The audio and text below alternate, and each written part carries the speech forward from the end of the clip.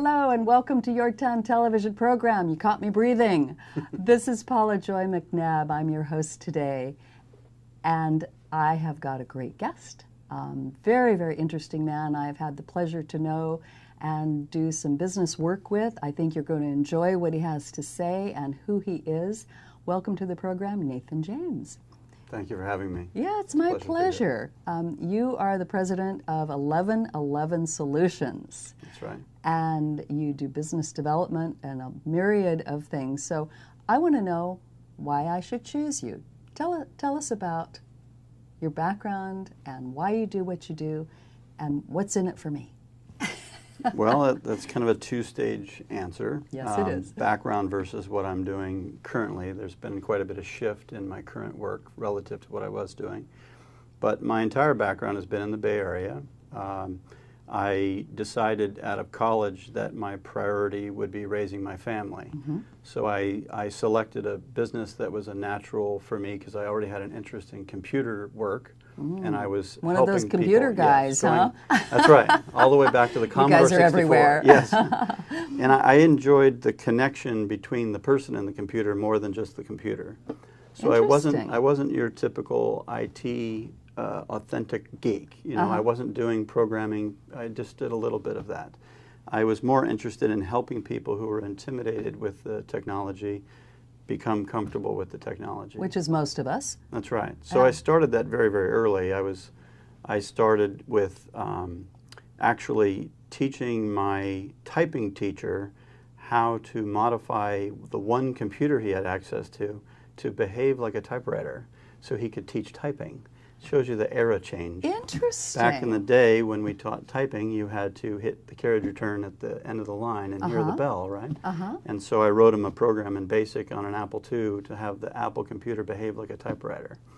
It just shows you the big shift in our culture. Well, it's fascinating, and you know, many people listening and watching really have never had that experience. Mm-hmm. And it's interesting that you took something that you saw moving forward and evolved forward with it. So tell us more. Yeah, that's good. It was about solving his problem. So I enjoyed that at a very young age. I started selling computers at the age of 16. We had my parents had a relationship with people doing an exchange student program. Oh, right. And his business, he had to match up families with students. And he was struggling with the typewriter. So I pulled out the Commodore and gave him a database solution to match up the students with the families so he could just click a button and it would print out everybody on a roster. Oh, I hope he's sending you thank you notes and Christmas cards every Christmas. That is amazing. But that's a very, very long time ago. What a gift. But the concept of my interest has been very similar.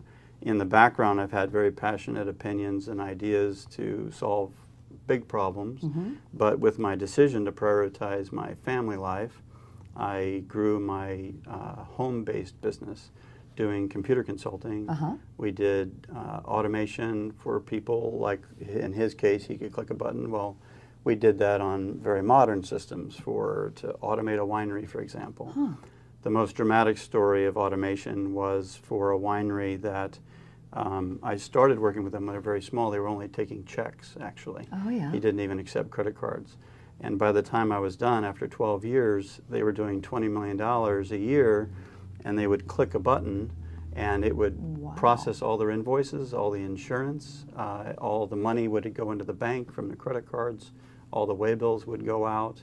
They'd sit back and watch. They had 3 people in the office, the owner, an office manager, and somebody helping with data entry, and they'd click the button. And the biggest click we did was $1 million with a click. Ooh, that's a good click. Yeah, that's right. I like that click. Yeah. So I enjoyed that. But I really enjoyed working with people, helping them see a different way that they could approach a problem. And it all was about computers, essentially. And then when my life was changing through divorce and my kids growing up, I didn't have to be in that same model. No. And I allowed myself to just open up my mind to what I really enjoyed doing precisely without thinking I had to fit it into a particular piece. So when I came to the Monterey area, and we're in Corral de Tierra, I made the decision to connect with the community, by developing a social and professional group. Uh-huh. And it became popular very quickly. We have 260 members who are interested in having a meetup for like a wine tasting or even like a beach party or something. And then I developed something new that you haven't experienced yet. You're on stage 2. The first stage I did was where I was breaking down the notion that it's only business, it's not personal. When people say that to you, it's an absolute myth. Exactly. It's kind of a lie, in my opinion. Absolutely. Yeah, it's just not the truth. It's not the truth. Yeah. And it's a cop-out, essentially, for being an True. ethical behavior. So we started having get-togethers where people were coming for the attraction of like a glass of wine after work, just have a conversation. But I found myself teaching my passion, which is that you can have safe conversation about anything. We're trained that you can't talk about religion or politics or other things. We got into a hot topic about child rearing that became actually more sensitive than these other topics. I can imagine. So it was fun. It was, I really enjoyed facilitating the group and demonstrating you can create a safe space. And then we also did like career development ideas, and people would bring different backgrounds. So one person would share their challenge. We could get many different perspectives to help them with their challenge. And then later, people in the group asked for more specialization on business development. So we removed the personal aspect of it and focused only on how can we help your business grow. And with my 30 years of experience helping businesses in IT, when we did IT, we had to get into the accounting. I'm on the, in the management meetings.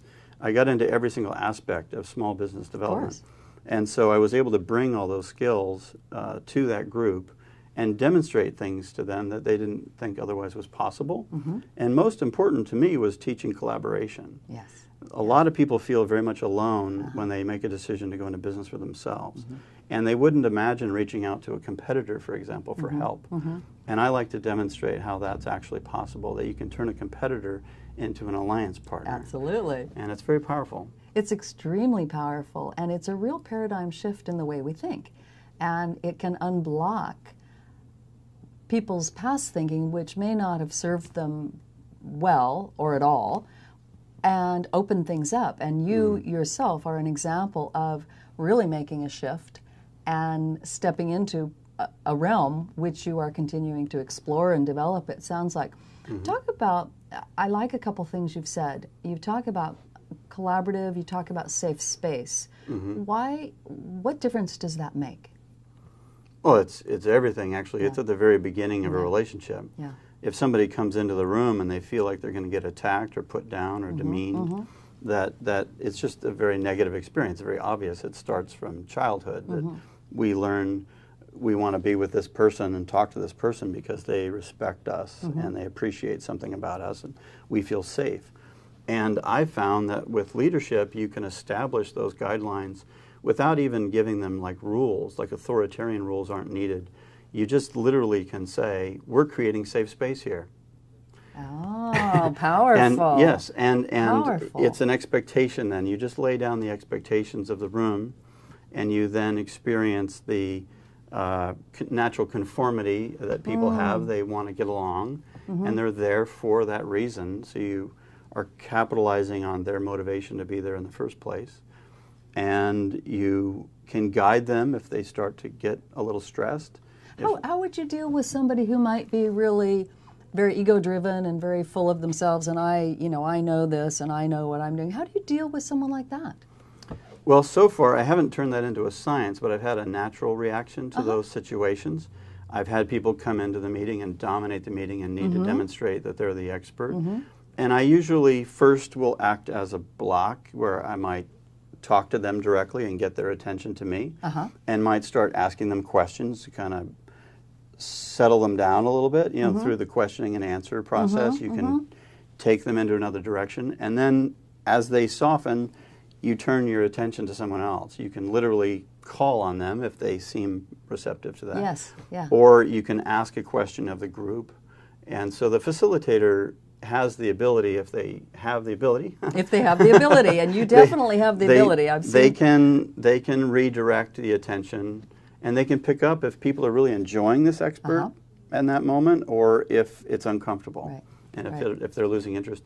And then you can tell the person who really wanted to be the expert that, hey, you were losing your audience. You know, I'm helping you out here. You can talk to them afterwards to make them feel safe to come back, to have them know that your intentions are positive. Absolutely. That's probably at the heart of it, is genuine intention for everybody to feel good and do well and succeed. Right. It's that if you raise the tide, you raise all the boats. Absolutely. I like bringing that mentality to business development and community development. So what kind of company would benefit from working with you, and what would that look like, working with you, Nathan? Well, first of all, I do an extensive interview to find out what their goals are. If someone comes to me with an idea, I might even ask them why they want to pursue this idea. At the very, might even question the entire concept, because then I understand their motivations and goals. And probably help clarify for them their motivation and goals. Was it something that they really want to do, or their dad wanted them to do? That's right. Because it's going to be hard. There's challenges. You have to have the desire enough to overcome those challenges. Sure. So the first would be the selection of why someone would choose to work with me. I think the ideal situation would be if somebody feels stuck in some way. They want to get unstuck and they don't know how to do it. I'll bring fresh ideas. So like a small business owner? Yes, exactly. Maybe the revenue is just flat. Maybe they have tried to reach out to a new segment of the market and they can't figure out what's wrong. I'm very willing to tell somebody even some of the negative things. I'll create that safe space so that then I'm able to say, you really need to look back at your presentation. This isn't so good. And normally they're not getting that feedback. People are... Right. People don't want to say, that's really not working. And you are the safe space with the authentic feedback. That's right. It sounds like. And I've told people... You can use that tagline, by the way. Okay, I'll remember that. Thank you. We have it on tape, so... I've been known to say, don't tell me it's impossible unless you really want a solution. Say that again. Don't tell me that it's impossible unless you really want a solution. There are people who will say it's impossible because they want an excuse, in a sense. It's emotionally safer to say it's impossible. Then they don't have to deal... They don't have to own it. Yeah, they don't have to deal with it. It is possible, right? It's easier to say it's impossible. And I've always found that word to be a challenge. And so if you start telling somebody how it's possible when they were safer feeling that it was impossible, you're actually annoying. You'll end up in an argument. They'll be telling you why it's impossible. They'll get into a defensive space. And as you know, I mean, it's very common sense in the coaching world is if you take a position that something won't work, well, it's not going to work if it involves you. Sure. It's impossible. Sure. That's right. But you'll quickly discover that some people are frustrated by that impossibility, and they do want an idea of how to overcome that sense. Right. And that's something that I would love to bring to them. It could be monetizing their idea. There's many different ideas that I can work with. Sometimes it's really, really small. They're just frustrated with how their accounting system works, and they just need to be told more about how the software works using my IT background. It can be very tiny pieces of advice that shift them a little bit on the path down the mountain, and they end up in a very different place by that small moment. Right. So if a small business comes to you, what would that look like for them to work with you? So do you start with them and move them through a process? What does that look like? It's highly customized. So I find out their interest, of course, in connecting with me in the first place. But I always want to be on premise. Right. I would want to visit with them and see how their business runs and address it directly that way. Right. And where I'm a little bit unusual is I'm not just an advisor, but if they want somebody to get it done for them, I will take the project myself. And I will offer some guarantees. I don't want to be paid if there's no benefit to them. So the benefits are always guaranteed. They have to be feeling like they're receiving something. Right. But there are some people that the reason they're not getting something done is it's just not their cup of tea. Right. You might not want to do the marketing plan. Right. And so that can be outsourced to me. if I need additional people, I'm highly connected in the Absolutely. community. Yeah. And I don't run up against those barriers of, well, I have to hire an employee in order to get this done.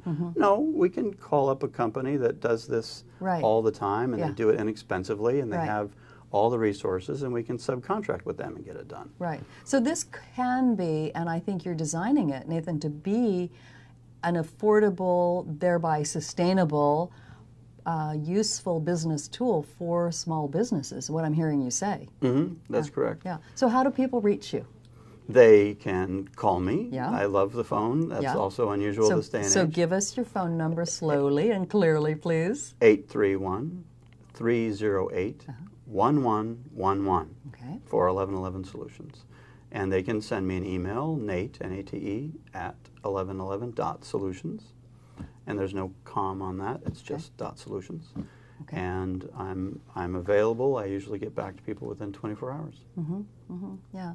So I'm in. Thank you. I had to get that in to make sure that I didn't cut you off, because Thank I you. think there are people watching who really can benefit from what you're sharing and the style in which you work. And that's what I've had personal experience of working with you or being with you in your role as a facilitator in the SoPro, the Social Professional Networking Group, which is an incredibly powerful concept, and I would like to, in another program, dive really deeply into that, because you have an ability to facilitate and move that forward, which is very, very rare and very specialized. So going forward, give me one ideal client.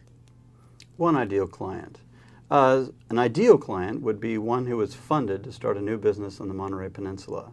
Somebody who was excited about it, but they want to have a collaborator who has 30 years of experience doing small business development. Excellent. I love it. That's one of the great things that you've taught, is to be very specific in what you're asking for.